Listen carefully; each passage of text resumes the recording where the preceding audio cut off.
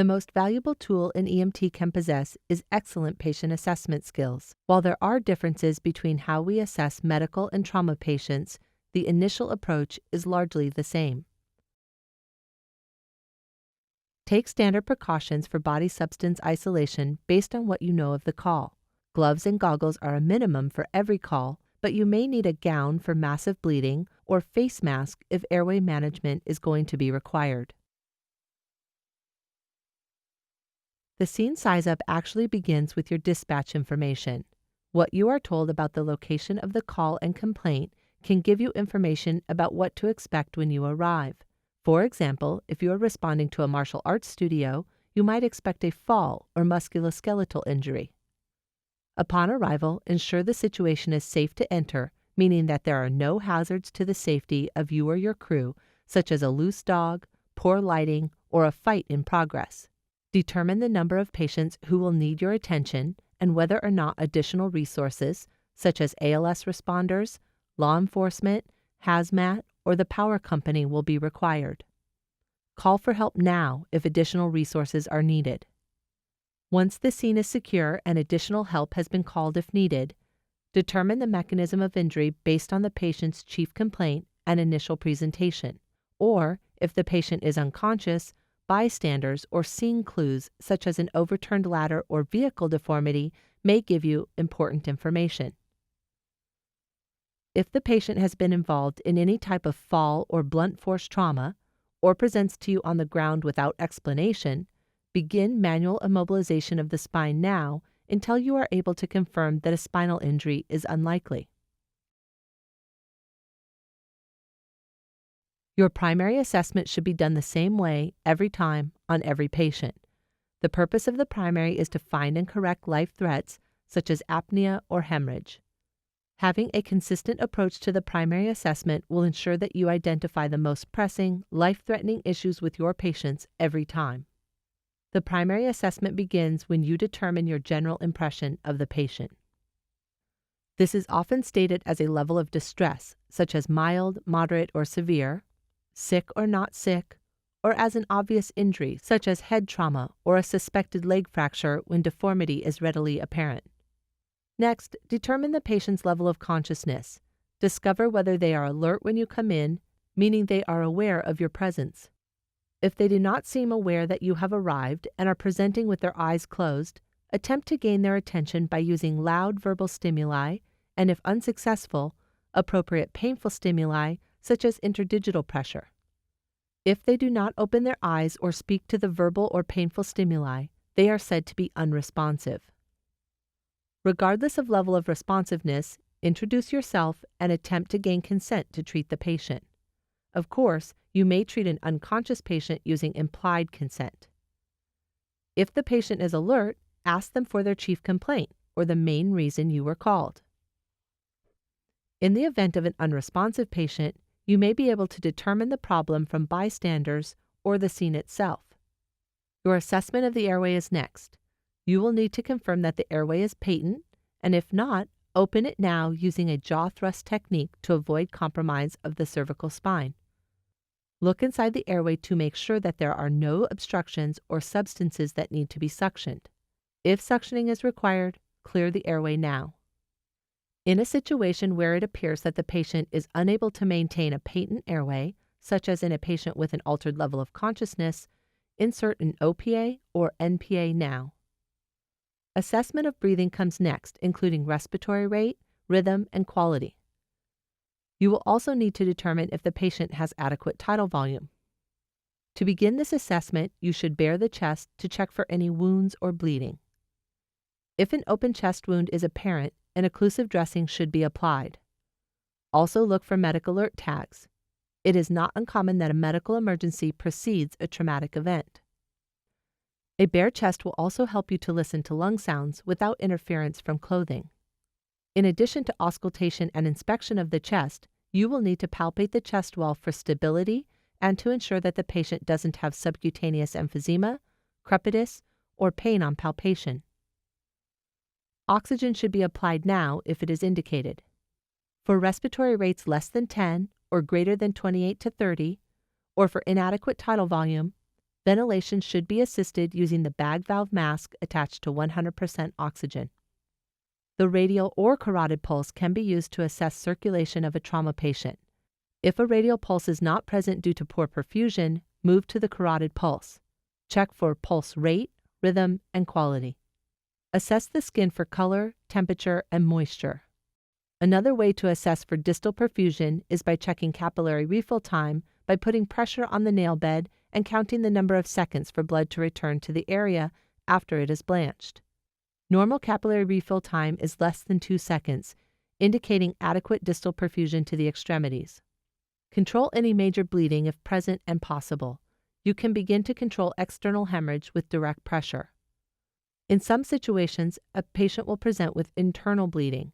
Internal bleeding from, say, a liver laceration or damaged kidney obviously cannot be controlled by EMTs. Therefore, you will need to begin treatment for shock, which includes lying the patient flat and covering him or her with a blanket to preserve body heat. While you already determined level of responsiveness using the AVPU scale, it is now time to determine level of orientation using the patient's answers to questions about their name, time of day, current location, and events leading up to the EMTs being called. This is called alert and oriented times 1, 2, 3, or 4, depending on how many questions about person, place, time, and event they answered correctly. You could also use a Glasgow Coma score to report level of consciousness in trauma patients. Now is the time to assess pupil size and reactivity to light as another measure of neurological activity or disability. In some situations, a patient will present with major trauma. Major trauma patients need to be fully exposed, with their clothes cut off or otherwise removed. An isolated injury, such as an ankle fracture, could have just the area involved exposed. Based on the information gathered in the primary assessment, identify and treat any life-threatening conditions. Any insult to airway, breathing, or circulation, or neurological disability, including altered mental status, indicates a critical patient. If the patient does have life-threatening conditions, begin packaging and transport now. In a situation where no life-threatening conditions exist, you will likely stay on scene for a while to gather more information, take vital signs, splint injuries, and treat for pain. While vital signs are actually the first part of the secondary survey, it is unlikely that you will take these yourself as you will be busy talking to the patient. It is appropriate to delegate vital signs to a partner so that the information can be gathered simultaneously during your history taking. Note that in the critical trauma patient, the history, secondary assessment, and reassessment are all performed en route to the trauma center. First, gather a history of present illness by asking the patient what happened today to make them call EMS. The mnemonic OPQRST can help explore a complaint of pain. O stands for onset. You would ask what the patient was doing when the pain started or what caused it. P stands for provocation and palliation, meaning what makes it feel better or worse. Q stands for the quality of pain. To assess quality, you will ask the patient to describe what the pain feels like. They should give you an answer such as sharp, tearing, or pressure. R stands for region and radiation, meaning where it hurts and if that pain moves anywhere, such as the neck, jaw, back, or shoulder. S stands for severity and should be rated on a scale of 1 to 10. T stands for time or timing, meaning when the pain started and whether it is constant or comes and goes. Next, get a sample history to include signs and symptoms, any allergies the patient has to medication, food, or the environment, any medications the patient is taking or supposed to be taking, including any recently started or stopped, any herbal or over-the-counter preparations, pertinent past medical history, last oral intake, which is especially important when treating possible diabetic or allergic patients involved in trauma, and events leading up to the present illness. Once you have finished the history gathering, check in on the vital signs you have delegated or take them yourself now if necessary. You will want to know about the patient's pulse, respirations, skin signs, pupils, and blood pressure. You can gather other diagnostics now if you have them available to you, such as pulse oximetry and blood glucose monitoring. The body system to be examined first should be related to the chief complaint. For example, if you are treating a simple musculoskeletal injury, it may only be necessary to examine the injured extremity.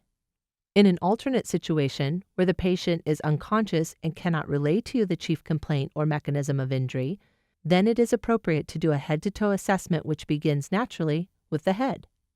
Use the tools of inspection, palpation, and auscultation to find any abnormalities that might be contributing to the patient's condition. When assessing the head, check for skull fractures, bleeding, stability of the orbits, blood or fluid in the nose or ears, or loose teeth. Check the neck, both front and back, for tenderness when the spinal vertebrae are palpated, heat or warmth which could indicate a fracture, jugular vein distension, or tracheal deviation. Although you have already examined the chest once, it is not inappropriate to go back and reassess the chest now for paradoxical movement, stability, or signs of increased work of breathing. Check all 4 quadrants of the abdomen for tenderness, rigidity, masses, bruising, or bleeding. Push anterior to posterior and laterally on the pelvic wings to test for stability, pain, or crepitus. Do not rock the pelvis. Check all 4 extremities for wounds, stability, and distal circulation, sensation, and movement, often referred to as PMS. Don't forget to check the posterior of the body for bleeding or other injuries. Decide what you think is likely the problem, called your field impression, and inform the patient and your team of the treatment plan. As soon as time permits, usually every 5 minutes for unstable patients and every 15 minutes for stable patients, reassess your patient. Since scene time is kept minimal in trauma patients, reassessment will most likely be performed in the ambulance en route to the trauma center. You will repeat your initial assessment, or ABCDs, including the chief complaint. Now that you have more information, determine if the chief complaint has changed or the condition worsened. Take another set of vital signs.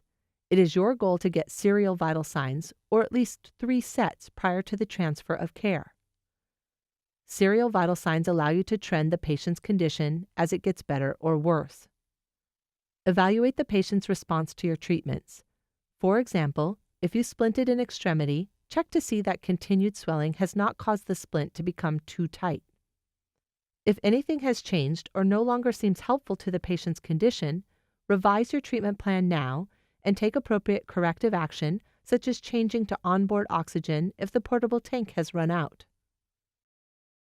Either during a radio report or upon arrival to the emergency department or other facility, introduce yourself and the patient and give a full report about the patient's mechanism of injury, chief complaint, presenting problem, history of present illness, past medical history, vital signs and physical exam findings, treatments, and response to those treatments. Document all of the above, including any observations about the scene, on the patient care report.